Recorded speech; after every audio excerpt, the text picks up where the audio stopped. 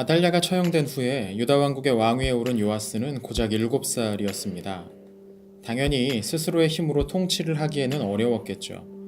보통 이런 상황에서는 왕의 어머니처럼 친족 중 어른이 힘을 가진 신하들과 함께 왕을 대신해서 통치하는 것이 일반적이었습니다.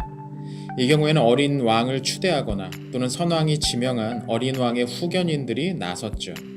요아스에게는 대제사장 여호야다가 그런 인물이었습니다. 생각해보면 요아스는 다윗 왕조에서 처음으로 제사장에 의해 옹립된 왕이었습니다.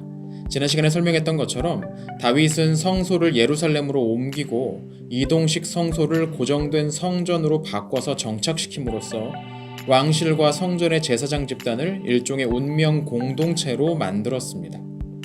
왕실은 성전에 필요한 것을 공급하고 성전의 제사장들은 그런 왕실을 지지하는 관계였죠.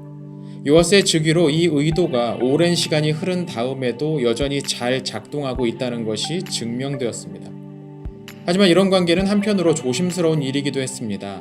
자칫 제사장 세력이 왕실의 힘을 능가하는 경우도 발생할 수 있기 때문입니다. 사실 인근의 이집트만 하더라도 사제 세력이 파라오를 옹립하고는 실권을 장악하는 일이 그리 드물지 않았습니다. 예컨대 BC 1080년부터 775년까지 상이집트의 테베를 중심으로 사실상 이집트의 일부 지역을 통치했던 것은 아문 신의 사제들이었습니다.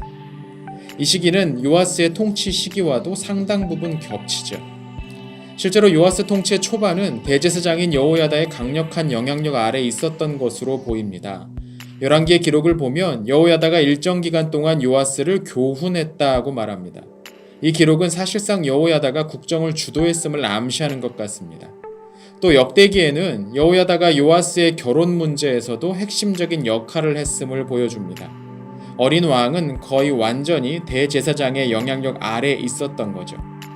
여호야다는 이런 상황에서 제사장들에 의한 혹은 제사장들의 영향력을 강화하는 통치 체계를 만들려고 했던 것은 아닌가 하는 생각도 듭니다. 열왕기하 11장 17절을 보면 여호야다가 왕과 백성들이 여호와에게 충성을 하는 언약을 맺도록 했고 뿐만 아니라 왕과 백성들 사이에도 어떤 종류의 언약을 맺도록 추진했다는 내용이 나옵니다. 첫 번째 언약이 신앙적인 성격이 강했다면 왕과 백성들 사이에 맺었던 이 두 번째 언약은 어쩌면 왕의 권한을 제한하는 것이 아니었을까 싶기도 합니다. 무엇보다 중요한 것은 이 언약을 맺는 의식을 대제사장이 주관했다는 것이죠. 언제부터 요아스가 이런 상황을 불만스럽게 느꼈는지는 정확하지가 않습니다. 어느 시점에서 요아스는 서서히 자신의 통치를 시작하려고 했던 것 같습니다. 그리고 그 첫 번째 정책은 성전을 보수하는, 어떻게 보면 직접적으로 관련이 없어 보이는 프로젝트였습니다. 어린 시절을 성전에서 보냈던 요아스는 성전에 대한 특별한 애착이 있었던 게 아닌가 싶습니다. 아달랴 시절 성전은 제대로 관리되지 않았고 그 안에 있는 기물들이 무단으로 반출되어서 엉뚱한 데에 사용되기도 했습니다. 이 과정에서 훼손이나 분실되는 일도 분명히 있었을 겁니다. 원래 건물이라는 것은 꾸준히 관리하지 않으면 금세 낡아버리기 마련이죠. 성전을 보수하는 일 자체는 누구나 동의할 수 있었지만 문제는 재원이었습니다. 성전을 수리하기 위해선 일꾼들에게 지급해야 될 수당이 필요했을 것이고 또 자재를 구입하는 데 들어가는 비용도 적지 않았을 겁니다. 요아스는 이 문제를 백성들이 성전에 내는 일종의 헌금을 이용하는 식으로 해결하려고 했던 것 같습니다.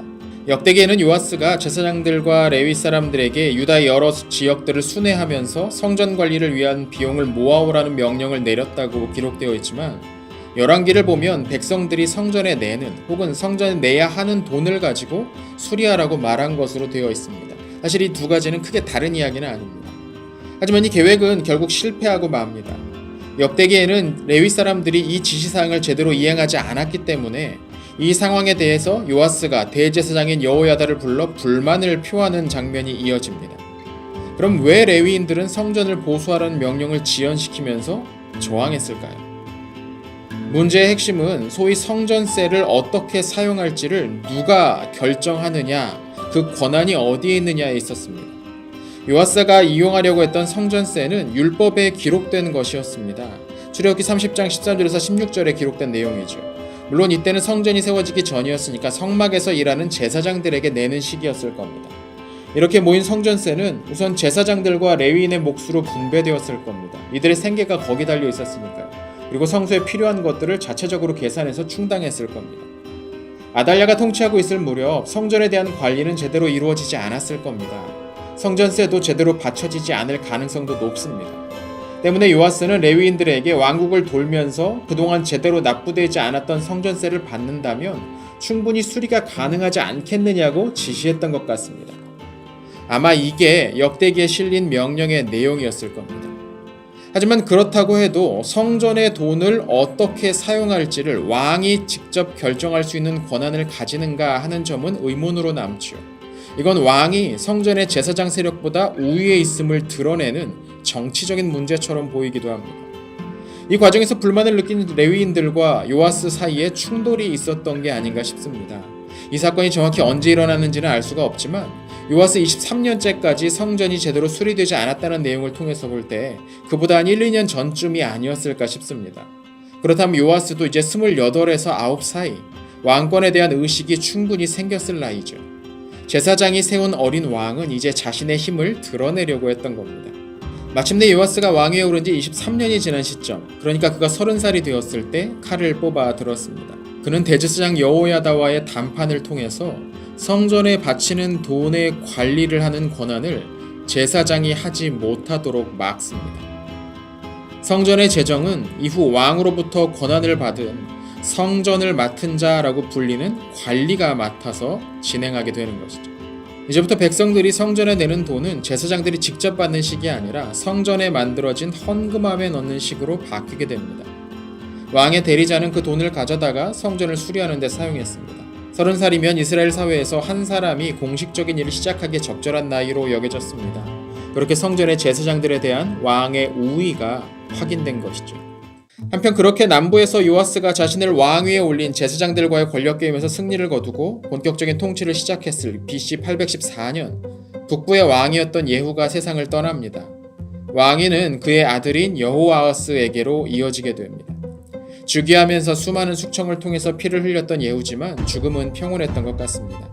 하지만 그가 죽을 당시 북부 왕국의 상황은 여전히 좋지 못했습니다. 예후는 북부 왕국에서 바알에 대한 숭배의식을 불법으로 만들어버렸습니다.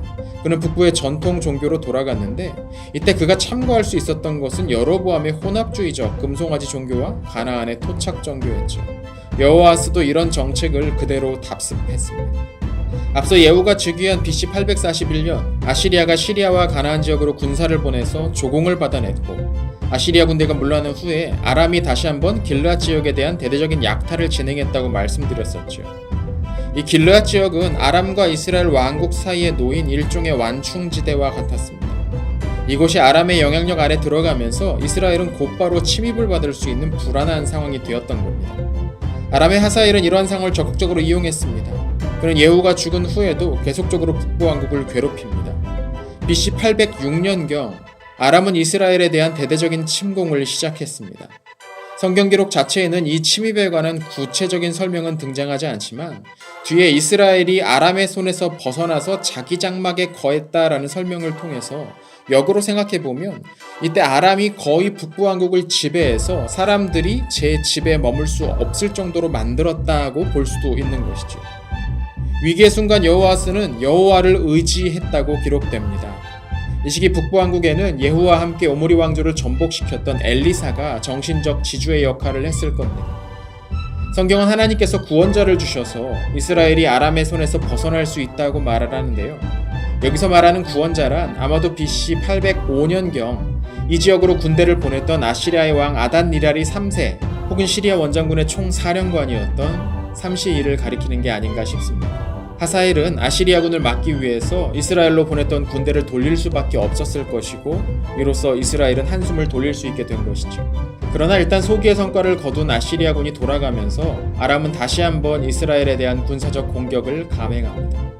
이 두 번째 공격은 이전보다 훨씬 더 강했습니다. 아시리아를 저지시킨 기세를 몰아서 공격해왔던 것이죠. 열왕기에는 이때 아람이 북부 왕국을 사실상 지배했음을 암시하는 구절을 남기고 있습니다. 아람이 이스라엘의 군대 숫자까지 제한하는 조치를 취했던 거죠. 그렇게 여호아스 시절 북왕국은 크게 약화되고 맙니다. BC 798년 여호아스는 국력을 회복하지 못한 채 죽고 왕위는 다시 그의 아들인 요아스에게 이어집니다. 이 시기 다시 한번 남북 왕국은 요아스라는 이름에 같은 이름을 가진 왕이 다스리게 되는 것이죠.